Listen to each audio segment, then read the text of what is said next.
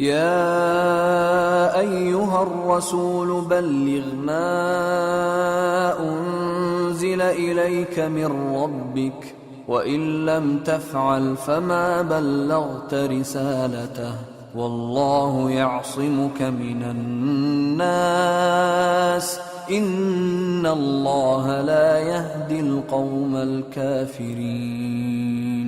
قل يا أهل الكتاب لستم على شيء حتى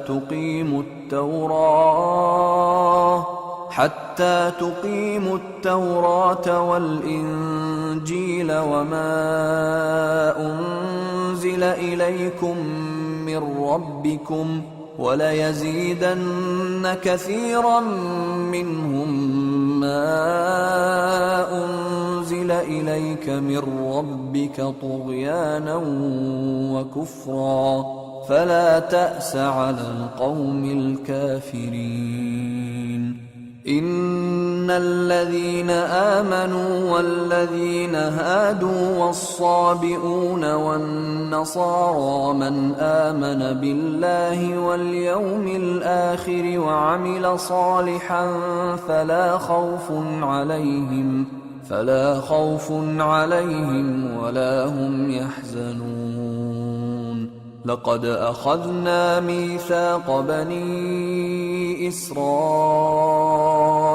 وأرسلنا إليهم رسلا كلما جاءهم رسول بما لا تهوى أنفسهم فريقا كذبوا وفريقا يقتلون وحسبوا ألا تكون فتنة فعموا وصموا ثم تاب الله عليهم ثم عموا وصموا كثير منهم والله بصير بما يعملون. لقد كفر الذين قالوا إن الله هو المسيح ابن مريم وقال المسيح يا بني إسرائيل اعبدوا الله ربي وربكم إنه من يشرك بالله فقد حرم الله عليه الجنة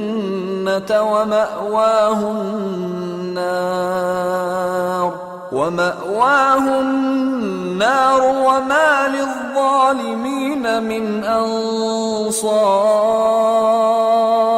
لقد كفر الذين قالوا إن الله ثالث ثلاثة وما من إله إلا إله واحد وإن لم ينتهوا عما يقولون ليمسن الذين كفروا منهم عذاب أليم. أفلا يتوبون إلى الله ويستغفرونه والله غفور رحيم.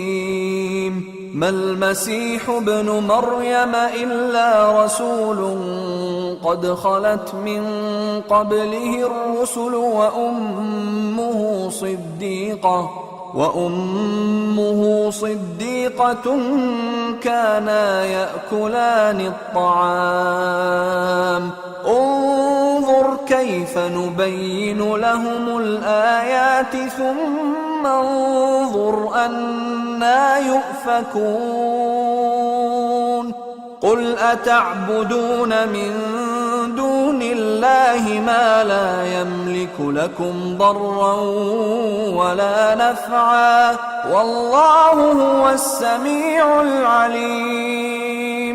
قل يا أهل الكتاب لا تغلوا في دينكم غير الحق ولا تتبعوا أهواء قوم قد ضلوا من قبل وأضلوا كثيرا وضلوا عن سواء السبيل۔ اے پیغمبر، جو ارشادات اللہ کی طرف سے تم پر نازل ہوئے ہیں سب لوگوں کو پہنچا دو، اور اگر ایسا نہ کیا تو تم اللہ کے پیغام پہنچانے میں قاصر رہے، اور اللہ تم کو لوگوں سے بچائے رکھے گا، بے شک اللہ منکروں کو ہدایت نہیں کرتا۔ کہو کہ اے اہل کتاب، جب تک تم تورات اور انجیل کو اور جو اور کتابیں تمہارے پروردگار کی طرف سے تم لوگوں پر نازل ہوئیں ان کو قائم نہ رکھو گے، کسی بھی راہ پر نہیں ہو سکتے، اور یہ قرآن جو تمہارے پروردگار کی طرف سے تم پر نازل ہوا ہے، اس سے ان میں سے اکثر کی سرکشی اور کفر اور بڑھے گا، تو تم قوم کفار پر افسوس نہ کرو۔ جو لوگ اللہ پر اور روز آخر پر ایمان لائیں اور عمل نیک کریں، خواہ وہ مسلمان ہو یا یہودی یا ستارہ پرست یا عیسائی، ان کو قیامت کے دن نہ کچھ خوف ہوگا اور نہ وہ غمناک ہوں گے۔ ہم نے بنی اسرائیل سے عہد بھی لیا اور ان کی طرف پیغمبر بھی بھیجے، لیکن جب کوئی پیغمبر ان کے پاس ایسی باتیں لے کر آتا جن کو ان کے دل نہیں چاہتے تھے تو وہ انبیاء کی ایک جماعت کو تو جھٹلا دیتے اور ایک جماعت کو قتل کر دیتے تھے، اور یہ خیال کرتے تھے کہ اس سے ان پر کوئی آفت نہیں آنے کی، سو وہ اندھے اور بہرے ہو گئے۔ پھر اللہ نے ان پر مہربانی فرمائی، لیکن پھر ان میں سے بہت سے اندھے اور بہرے ہو گئے، اور اللہ ان کے سب کاموں کو دیکھ رہا ہے۔ وہ لوگ بے شبہ کافر ہیں جو کہتے ہیں کہ اللہ مسیح ابن مریم ہی تو ہے، حالانکہ مسیح یہود سے یہ کہا کرتے تھے کہ اے بنی اسرائیل، اللہ ہی کی عبادت کرو جو میرا بھی پروردگار ہے اور تمہارا بھی، اور جان رکھو کہ جو شخص اللہ کے ساتھ شرک کرے گا اللہ اس پر بہشت کو حرام کر دے گا، اور اس کا ٹھکانہ دوزخ ہے، اور ظالموں کا کوئی مددگار نہیں ہوگا۔ وہ لوگ بھی کافر ہیں جو اس بات کے قائل ہیں کہ اللہ تین میں کا تیسرا ہے، حالانکہ اس معبود یکتا کے سوا کوئی عبادت کے لائق نہیں۔ اگر یہ لوگ ایسے اقوال و عقائد سے باز نہیں آئیں گے تو ان میں جو کافر ہوئے ہیں وہ تکلیف دینے والا عذاب پائیں گے۔ تو یہ کیوں اللہ کے آگے توبہ نہیں کرتے اور اس سے گناہوں کی معافی نہیں مانگتے؟ اور اللہ تو بخشنے والا ہے، مہربان ہے۔ مسیح ابن مریم تو ایک پیغمبر ہی تھے، ان سے پہلے بھی بہت سے رسول گزر چکے تھے، اور ان کی والدہ مریم اللہ کی ولی اور سچی فرما بردار تھیں، دونوں انسان تھے اور کھانا بھی کھاتے تھے۔ دیکھو ہم ان لوگوں کے لیے اپنی آیتیں کس طرح کھول کھول کر بیان کرتے ہیں، پھر یہ دیکھو کہ یہ کدھر الٹے جا رہے ہیں۔ کہو کہ تم اللہ کے سوا ایسی چیز کی کیوں پرستش کرتے ہو جس کو تمہارے نفع اور نقصان کا کچھ بھی اختیار نہیں، اور اللہ ہی سب کچھ سنتا ہے، جانتا ہے۔